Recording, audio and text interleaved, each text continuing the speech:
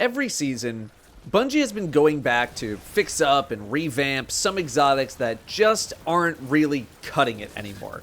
They're power crept by other stuff, their effect isn't good anymore, or maybe it never was, whatever the reason is. Today, I want to explore some of those fixes, some of those revamps, including two specific exotics that I haven't been hearing the greatest news about. First up are Faux Tracer, Icefall Mantle, and Doomfang Pauldron, all of which received the Weapon Surge exotic treatment. They grant Weapon Surge ×4 when hitting certain criteria. Icefall Mantle is only for stasis weapons, but it's a bit easier to proc. Doomfang is the same thing, except it's void weapons, but still easy to proc. Whereas Faux Tracer works with all elemental types, but has a more specific trigger to proc it. You need to hit a powerful combatant or a guardian with an ability. Eternal Warrior's Tier 4 bonus from finishing a Fist of Havoc was increased to 30 seconds, up from 10, and they also fixed the fact that it didn't even work unless you had Fist of Havoc as your super. This effect has not exactly taken the Destiny community by storm, as evidenced by the fact that Bungie did this with some exotics last season, like Eternal Warrior, and I don't really see people throwing on Eternal Warrior that often. I do think that this season in particular gives these exotics a little more value, as there is no cheap way in the seasonal artifact to gain 3 surge mods. You need to invest all of your armor mod energy into these surges. These exotics also provide effects that are technically stronger than surge ×3. You get 25% from the exotic, the ×4 surges, and only 22% from ×3. But that's not really a big deal. Even running 2 surges, 17%, not that big of a deal.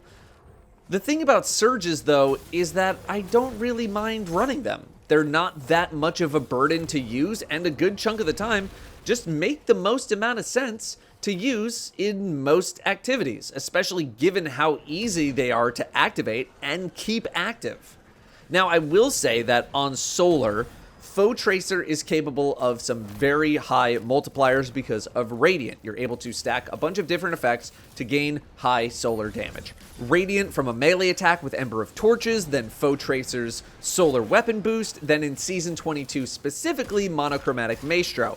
Not only that, but this is possible to keep rolling near infinitely with Ember of Benevolence, but only under certain conditions. You need to have someone nearby to buff, and you need to have a big target around to keep hitting with knives.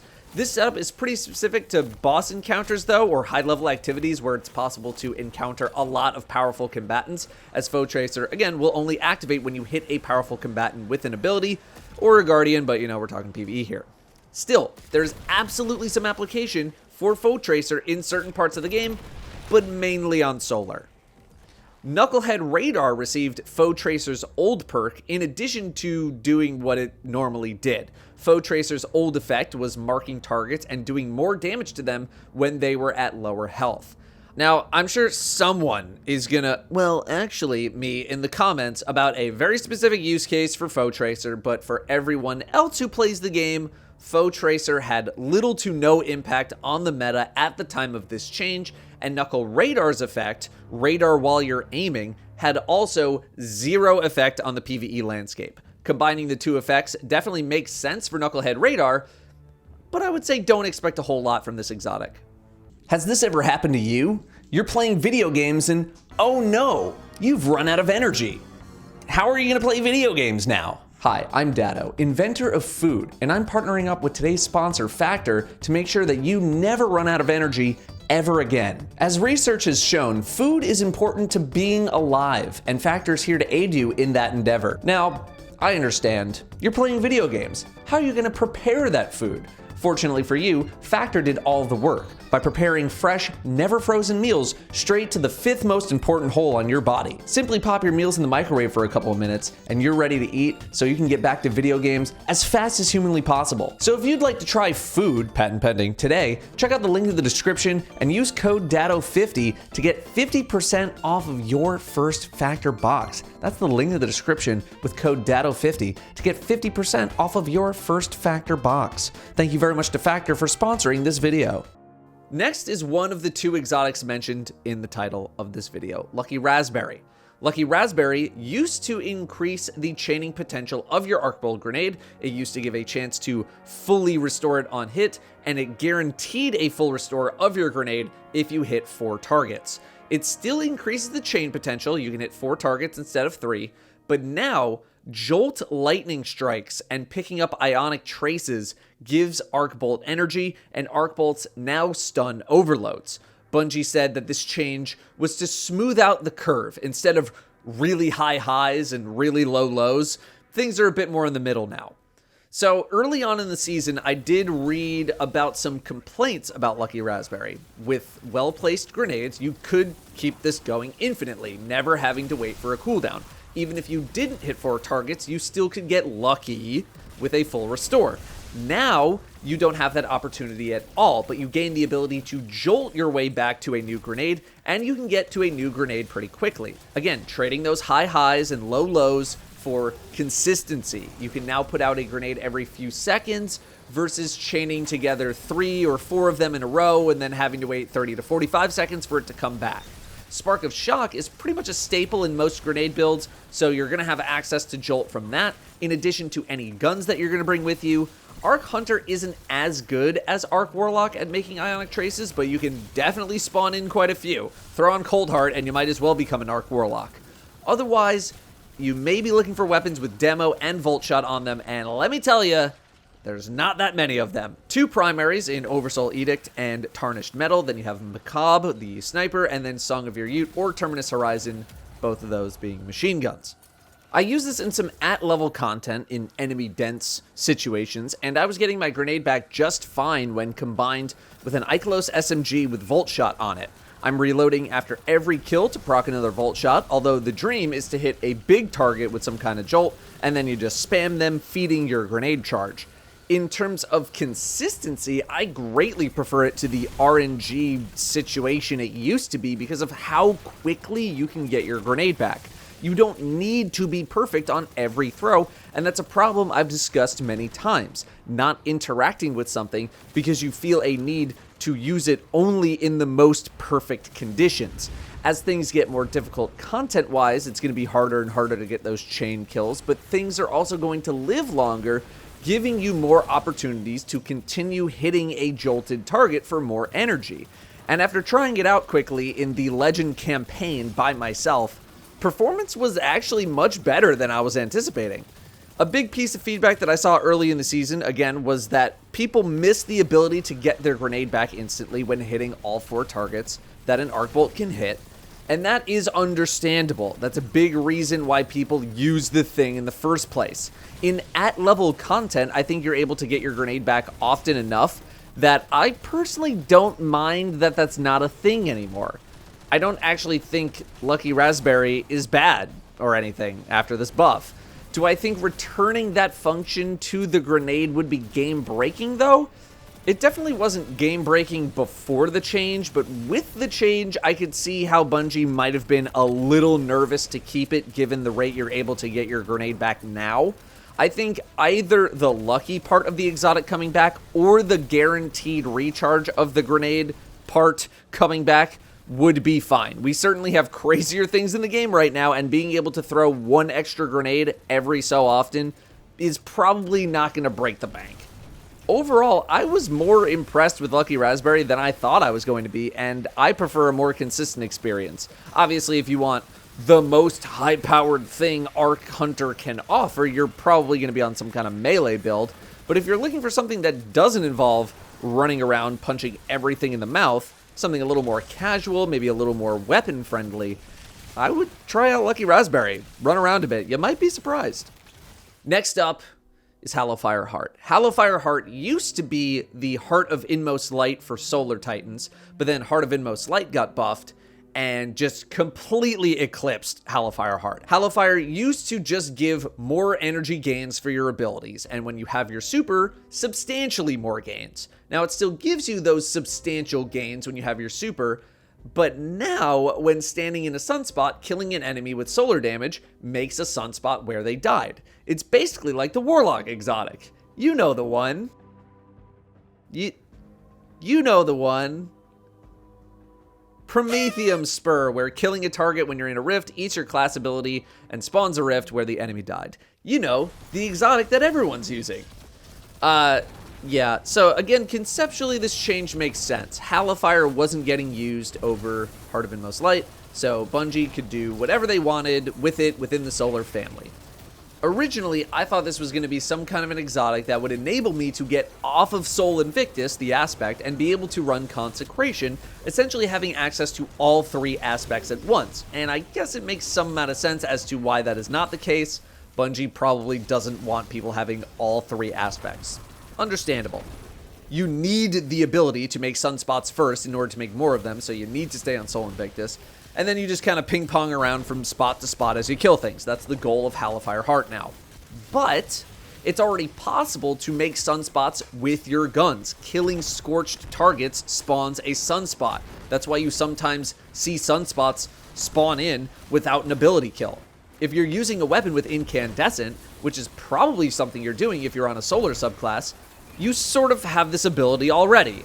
The playstyle that a lot of Solar Titans find themselves in is already one of many sunspots. The solo dungeon Solar Titan setup is not only good in solo dungeons, it's good almost everywhere. I think the only place I'd play a bit more cautiously with it is in GM Nightfalls. But this is mainly about Bungie trying to enable a new playstyle, not them trying to replace the one that we already have. The old Hallowfire did not enable anything new. This one at least pushes the exotic in some direction forward. You now no longer need to use your hammer to get sunspots rolling. At the same time though, throwing a hammer or two to spawn a sunspot to sit in wasn't really that big of a deal in the first place, and you can use whatever guns you want as well. It's not a big deal to just bonk something to death outside of maybe a GM Nightfall when you have no stacks of Roaring Flames rolling. So would you rather use an exotic fully dedicated to making a sunspot on kill with a gun, or would you rather just make a sunspot on kill with a hammer throw and then use your exotic slot on something else completely? The appeal of Hallowfire, to me, would be the ability to spread a bunch of sunspots everywhere really quickly. There is a brief internal cooldown on the ability to spawn a sunspot in this way. It's about 2 or 3 seconds, so not every kill is going to get you a sunspot either. That brief internal cooldown does make a lot of sense, but you can just as easily bonk your way to a million sunspots if you want. I don't know.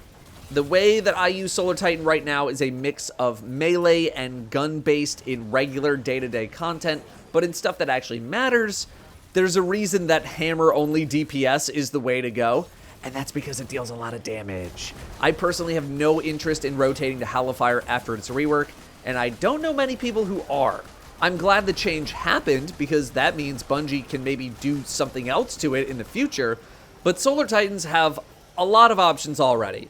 Lorelei, Synthos, Phoenix Cradle, and as a result, Hallowfire, to me, is still gonna sit on the back burner. Finally, the last thing I want to talk about is ACD0 Feedback Fence. The last time I tested this was multiple years ago, and it was hot PvE garbage, one of the most useless exotics that I think Titan ever has seen.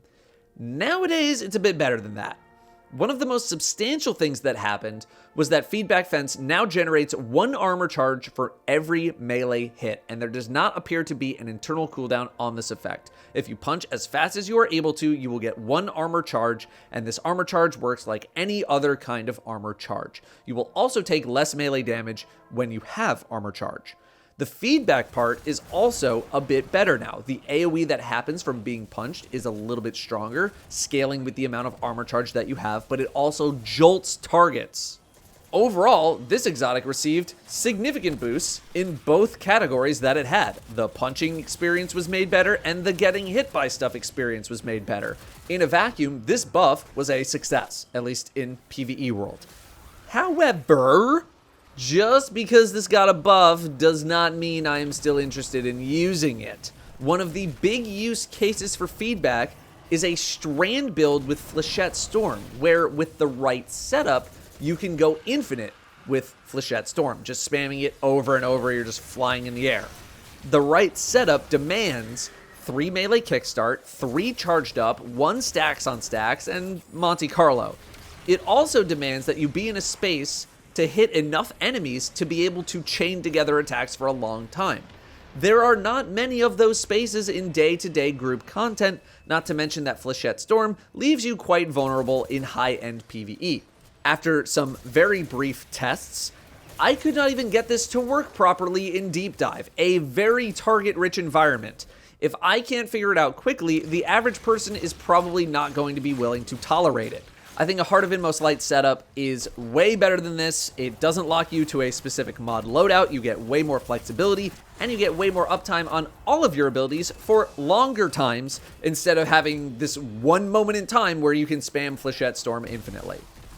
Outside of that setup, I'm not in a hurry to throw this on in an arc build or anything for day-to-day stuff. The concept of being able to stack 6 armor charge in 3 punches through the use of charged up and stacks on stacks sounds very appealing, but in day-to-day content, I just don't really find the most valuable.